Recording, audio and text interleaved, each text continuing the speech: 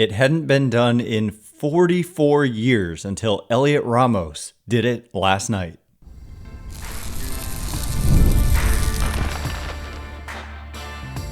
You are Locked On Giants, your daily San Francisco Giants podcast. Part of the Locked On Podcast Network, your team every day.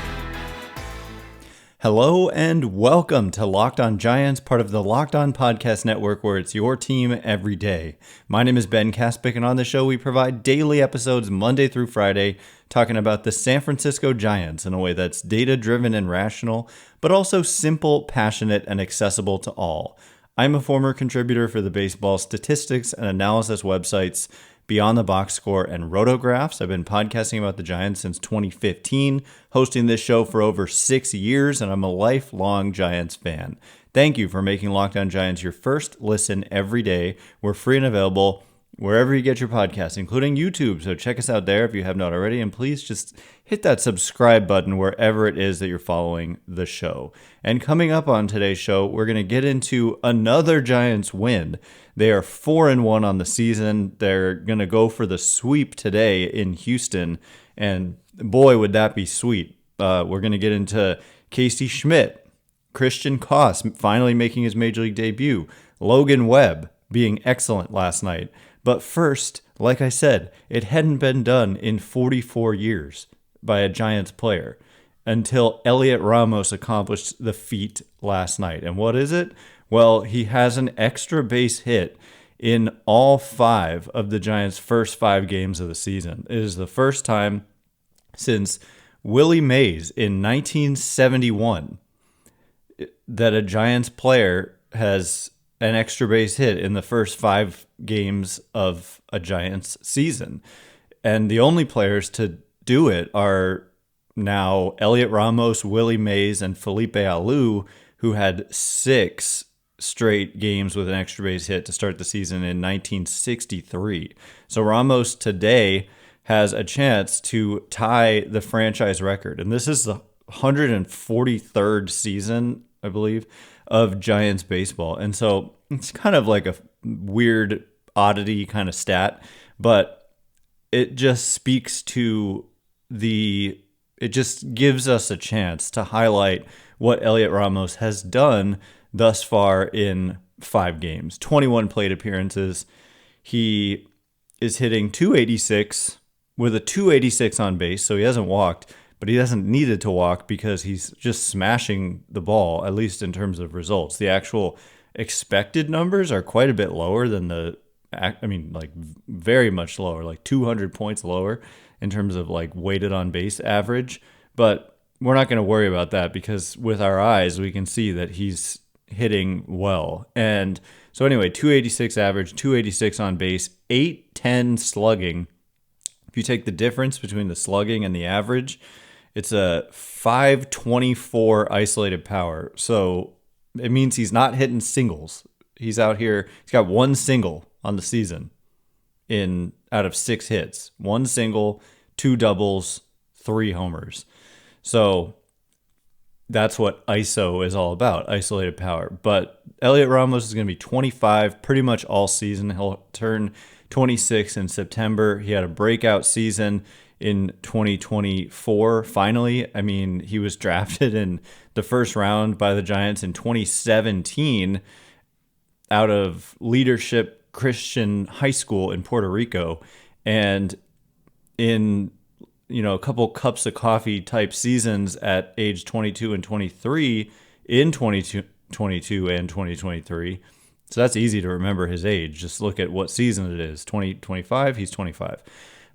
He really struggled. I mean, in those 2 years combined, he didn't play a lot. He had 82 plate appearances, but he hit 158, 220 on base, 250 slugging. And then if you look at now the last 2 years combined, he is hitting in 126 games, 539 plate appearances. By the way, 25 homers in 126 games. So you talk about a guy who could hit 30 home runs. I predicted before the season that the Giants will have 2 players hit 30 home runs, and they really could have 3 if Matt Chapman Willie Adames and Heliot Ramos do what they're capable of doing and kind of reach the high end of what they're capable of doing. But for Ramos, I mean, the last 2 seasons combined now, 25 home runs, 270 average, which is high by today's standards. League average is like 240 something, 242, like low 240s. 321 on base, so he's not a big walk guy, but 484 slugging. It's a 214 isolated power. So the guy hits for power when he gets his hits, and he gets a hit quite a bit with that 270 average. And so this is a big deal that Heliot Ramos is picking up where he left off last season. And I think almost more significantly is that he's been facing a lot of right-handed pitching, and he's killing them. He's had 17 plate appearances against righties, whereas he's only had loading 4 against lefties. And so the Giants have, I think it was just the Red starter Nick Lodolo. It may have been all 4. I don't know. Maybe he faced 1 lefty reliever, but 4 plate appearances against lefties. But against righties, he has hit 294 with an 882 slugging. It's a 588 isolated power, a 224 weighted runs created plus. We're talking about a tiny sample, of course, but nevertheless. And by the way, he's also struck out 41% of the time against righties, which is very high. So it's wonky stuff when you're looking at 17 plate appearance samples. It's not like, oh my gosh, he's a monster against righties now. But when you're doing what he's doing, it's hard to fluke it. And especially when you look at what he did last year and to see him just kind of pick it up immediately out of the gates this season, it's going to build that confidence for him. And to do it against righties is ultra important. Like, that was something we talked about going into the season. So now if we combine 2024 and 2025 against right-handed pitching, last year, by the way, against right-handed pitching, he hit 240, 286 on base, 387 slugging. Kind of modest numbers, not terrible, but not great, whereas the numbers against lefties were elite. But now if we combine last year and this year, it's jumped up to a 242 average, 286 on base, and 409 slugging. So it's still modest, but it's improved nevertheless. And there's certainly always the possibility that a guy who just established himself really last year at age 24 improves. So he could be even better this year than he was last year. It's certainly a possibility. And it's hard to imagine like a better start to the season for Heliot Ramos. And it's also, there aren't a lot of players whose performance could help get this franchise where they want to be more than a guy like Heliot Ramos, because they have not, I mean, young homegrown outfielders, like they didn't have a homegrown outfield all-star for a very long time until Heliot Ramos last year. And they've had 19 different left fielders since Barry Bonds was in 2007 on opening day. Like a different guy every single year for 19 years, which ties a major league record for a streak like that at any position. So also defensively, so far this season, +1 defensive runs saved. He last year was horrible in center, but solid on the corners. And I'm continuing to see like solid defense from Heliot Ramos on the corners. So he's just contributing, hitting in that 5th spot in the order, being a menace to opposing pitchers, and it's just very good to see. So, all right, coming up in just a minute, we're going to turn our attention to another very important, relatively young player for the Giants, a star really, Logan Webb, and the fantastic outing he turned in with a different pitch mix, a new pitch being featured heavily. We'll get into it in just a minute, and before we do, today's episode of Locked On Giants is brought to you in part by Wonderful Pistachios. Are you looking for a snack that is both delicious and nutritious? crack into a good source of protein with Wonderful Pistachios. Wonderful Pistachios is one of the highest protein nuts. Each 1 ounce serving has 6 grams of protein, giving you over 10% of your daily value. Plus, they're packed with fiber and better for you unsaturated fats to help you keep you feeling fuller longer. Personally, I love the no shells variety. It's the perfect grab and go snack for busy days, whether I'm snacking at my desk. If you're on YouTube, you can see I've got some here on my desk. If you're on a road trip or you just need a quick protein boost, they're always my go-to. And if you love cracking open every shell for that satisfying crunch, the in-shell options are a classic favorite. So get snacking and get cracking with the snack that packs a protein punch. Visit wonderfulpistachios.com to learn more.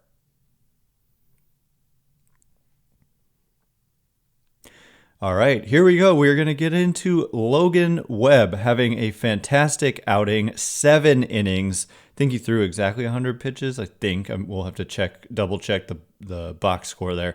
But the first outing of the year wasn't up to his standards. They did win, but they were down to their last out and about to lose on opening day. But yes, 7 innings for Webb, 1 run allowed, a solo homer to Jose Altuve, 100 pitches, 68 strikes. Thanks again for making Locked On Giants your first listen every day. Everydayers, tomorrow we will be breaking down Game 3 of this series. Finally, we're going to get a look at Landon Roop making his first appearance of the season. He and Hayden Birdsong, I believe, are the only 2 players on the roster not to have appeared in a game yet. I'm a little concerned that, like, when is Hayden Birdsong going to get used? I'm kind of guessing that today Landon Roop will go as long as he goes, and then Hayden Birdsong will kind of come in next, almost regardless of the situation or the score. We'll see, but they haven't used him yet, so you can't just have him on the roster and not use him. So anyway, let's talk about Logan Webb, who was featuring a different mix of pitches last night. He was throwing his cutter much more than he threw it last year. So this is like a new pitch for him. For a while, it was just sinker, slider, changeup. And then he started in recent years kind of throwing a 4-seamer, which he will admit is like a bad pitch, but what he still uses it to get to kind of steal.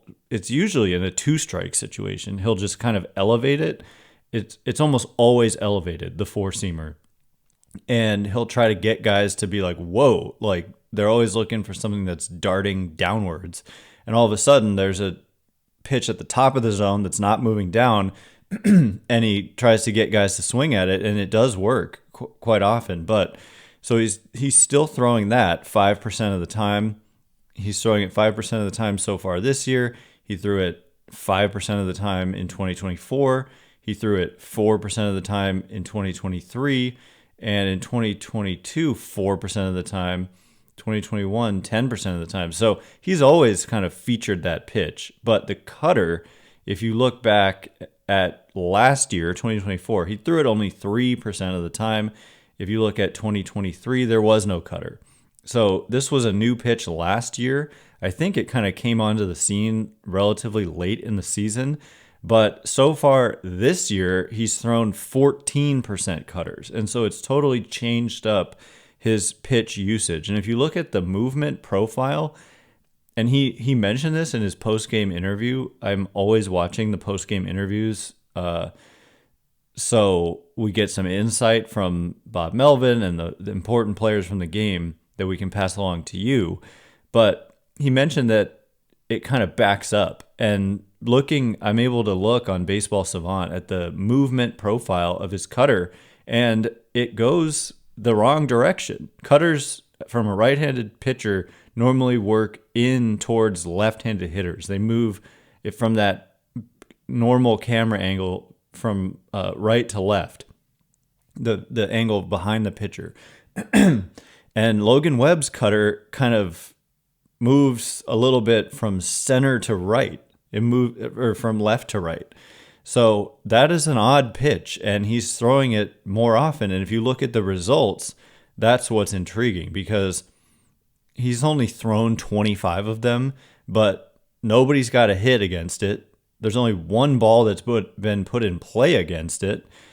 And the expected batting average on that ball was 0.28, so it wasn't a well-hit ball. And he has a couple of strikeouts with the pitch. And yeah, I mean, 14% of the time it's been featured. He's thrown it to lefties 18 times and to righties only 7 times. So there's more right-handed hitters. So it seems like a pitch that he primarily is throwing to lefties to probably get them off. I don't know exactly, because the way that it doesn't move the normal direction, it's a little bit interesting. But last year, he threw it 84 times, only 2.6% of the time, and there were 10 balls in play against it, 3 strikeouts. And on the 10 balls in play, hitters hit .077 with an .077 slugging. So terrible average and no extra base hits, and an expected average of .092, expected slugging of 112. So it's been an effective pitch for him. So I'm not surprised that he's throwing it more, and it's good to see that the results so far are that it's working well for him.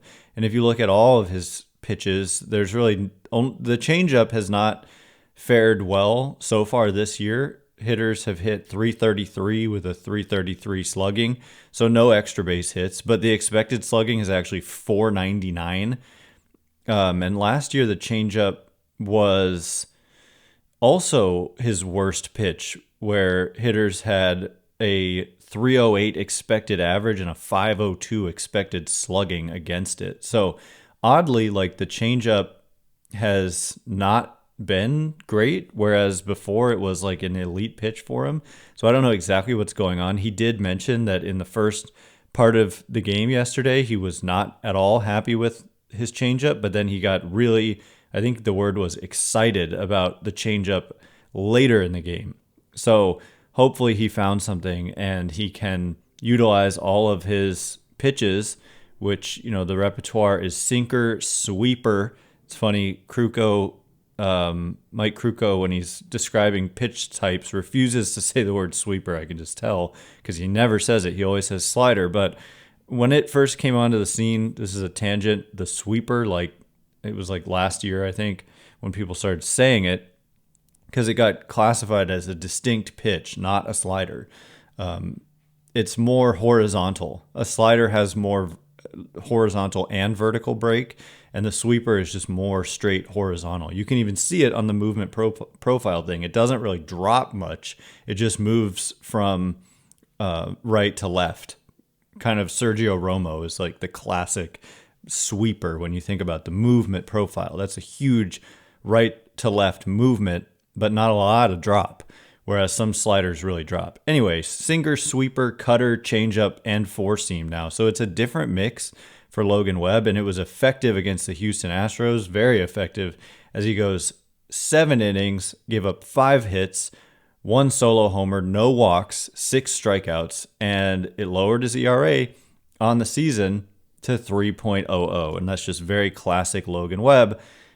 Took him 2 starts to get to normal Logan Webb numbers, and the ground ball rate continues to be great. The Giants turned some key double plays behind him. Logan Webb gets a lot of double plays because he's like among the very best in the game, number 1 or number 2 usually in ground ball rate.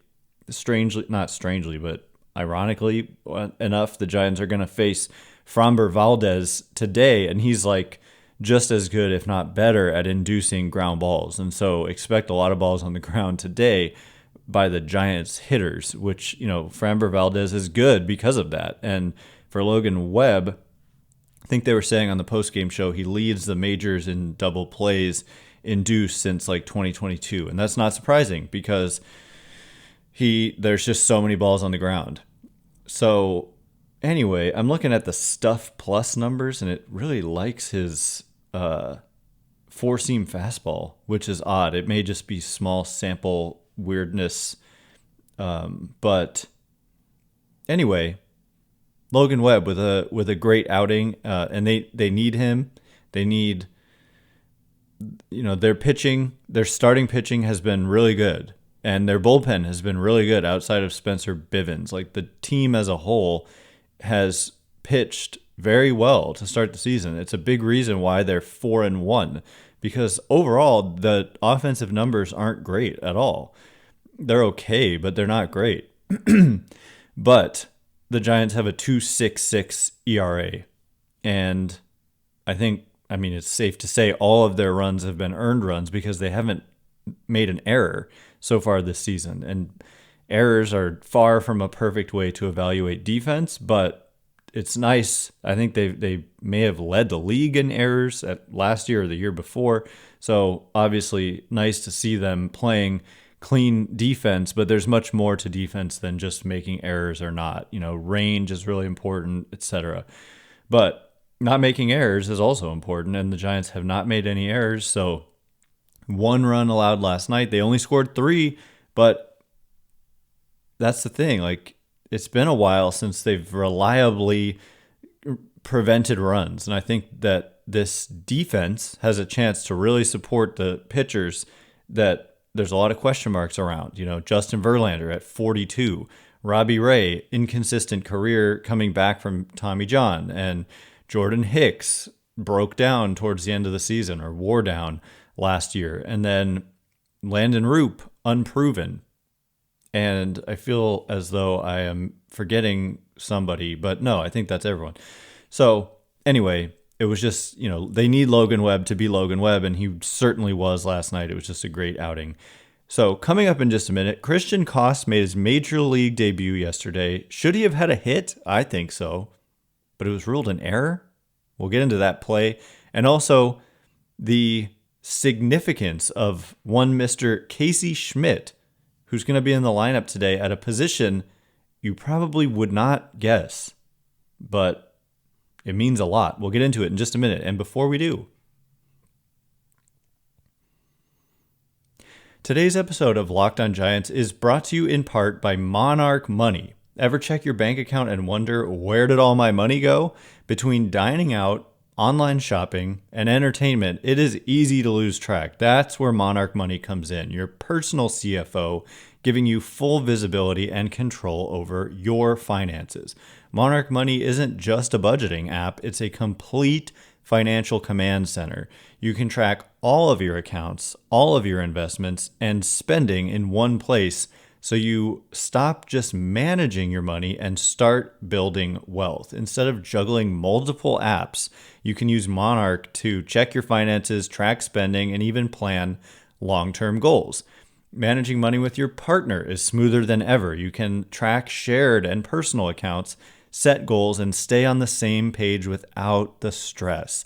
Take control of your finances with Monarch Money. Use code LOCKEDONMLB at monarchmoney.com for 50% off your first year. That's monarchmoney.com, code LOCKEDONMLB for half off your first year.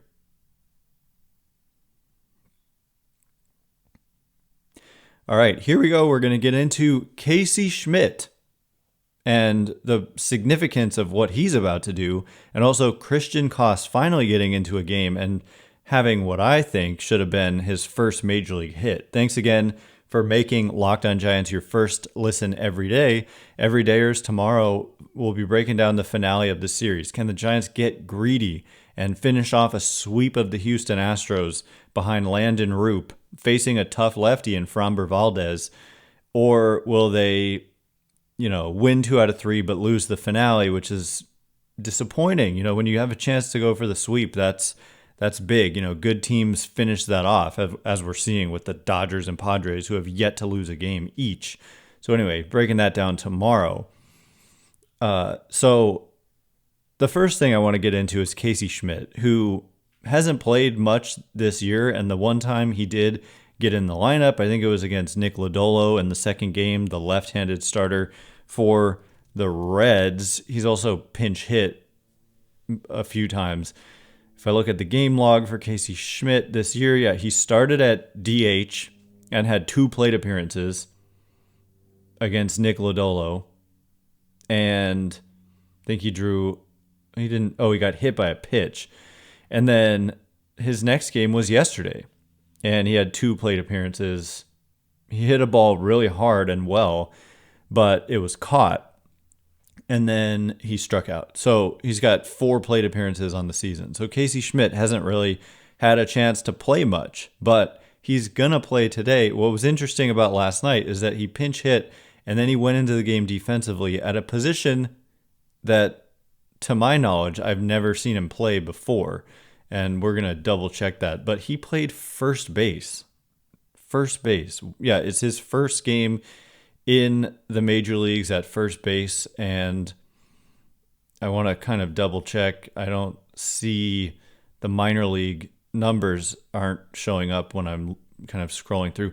I don't know. I don't believe he's played first base ever at any professional level. And so, because why would he? He's a good, really, really good defensive third baseman. The problem is they have Matt Chapman. They also have Willie Adames at short, and I suppose he could play second, but Tyler Fitzgerald was just off yesterday. They wanted to get Christian Koss into the game. Made sense. They got to play their guys and got to give guys rest. And Casey Schmitt, the spot was first base. And Lamont Wade Jr. certainly hasn't played well enough to warrant hitting against left-handed pitching, because he hasn't even hit right-handed pitching. Still looking for his first hit of the year. Certainly not time to panic, as it's been 5 games. And, I was on Twitter kind of pointing out that Carlos Correa and Rafael Devers, 2 superstars in the game, are also hitless this year. So it happens. It's a 5-game sample, so don't freak out. But getting Casey Schmitt into the lineup is a big deal. And this is where the opportunity comes, because Gerard Encarnacion is hurt, and he's going to miss 8 weeks. Just had surgery, and right now, the platoon was supposed to be Flores and Wade at first, and Gerard Encarnacion kind of DHing. But without Encarnacion, and with the way Flores is swinging the bat, Flores looks like a guy you want just in there every day. He's clearly comfortable at the DH spot, which is where he's played mostly this season. And so first base it is for Casey Schmitt. And so in his career against left-handed pitching, Casey Schmitt has hit .244 with a .286 on base and .429 slugging. So nothing really jumps off the page there, except last year he improved that big time over his first year, and he hit .311, .347 on base, .644 slugging. And so there's some intrigue. And again, when you're a young player, he is 26, so he's not extremely young, but he's inexperienced at the major league level. We're talking about a total of 168 plate appearances against lefties. Hasn't struck out much at all against them, 18.5% strikeout rate, whereas against righties, the strikeout rate is 26.5%, and the numbers aren't nearly as good offensively in his career. But looking back at last season, they also weren't very good. So anyway, getting him in the lineup, it's a tough lefty they're facing today. It's not they're going to tee off on Framber Valdez or that Casey Schmitt's going to have an easy time against this lefty, because this is one of the better lefties in baseball. But I'm glad that Casey Schmitt is going to get this opportunity, and it's a weird defensive fit, but we'll see. I mean, he's got such a good arm, it feels like kind of a waste, but he's also got such a good glove that he should, tough ground balls, he should be able to handle better than most first basemen. And so interesting to see. We'll see how it plays out. You'd rather have him on the field, I suppose, than Wilmer Flores, but Flores is decent defensively at first, but maybe Schmitt is awesome at first defensively. I don't know. We haven't seen it, but we're going to see it. And I think that's a big deal. So finally, getting to Christian Koss, he made his major league debut yesterday after spending a lot of time in the minors. He was drafted in 2019. I guess it's not that long in the minors. He's 27 years old, so drafted out of college, UC Irvine, and just he made his pro debut in the minors at age 21. And here he is at age 27 making his major league debut. And he hit a ball hard. He played good defense. He made some really good turns on double plays, like quick exchanges and a good arm. Shortstop is his primary position, but he played second and looked completely natural there. And also he had a bunt that to me should have been a hit. Like, the definition of an error, I believe, is like that it was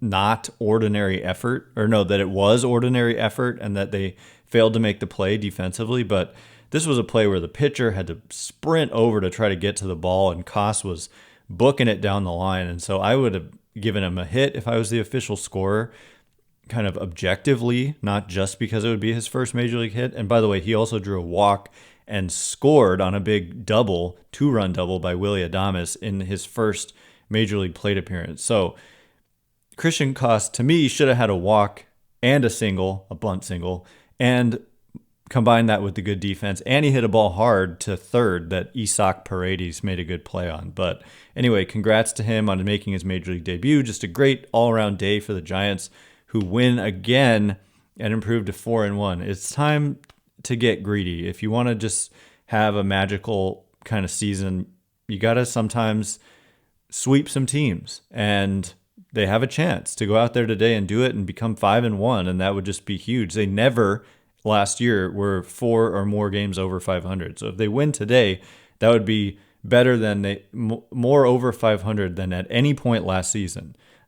Alex Pavlovich pointed this out in an article. They were never more than 3 games over 500 last year, and never less or fewer than 6 games under 500. They were just right around 500 the whole time.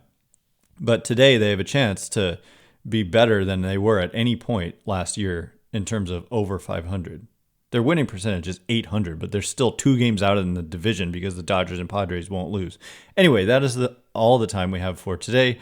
Thanks again for making Locked On Giants your first listen every day. Everydayers tomorrow breaking down this game with Landon Roop making his first start of the season, and maybe Hayden Birdsong getting in there as well against tough lefty Framber Valdez. Once again, my name is Ben Kaspick. Check me out on Twitter at Ben Kaspick, Kaspick. If you like this show, please consider rating it or leaving a review. It helps me out a ton. So thanks in advance, and thanks to everyone who's done so already. I can't wait to be with you again tomorrow. Thanks again for listening. You are now Locked On Giants.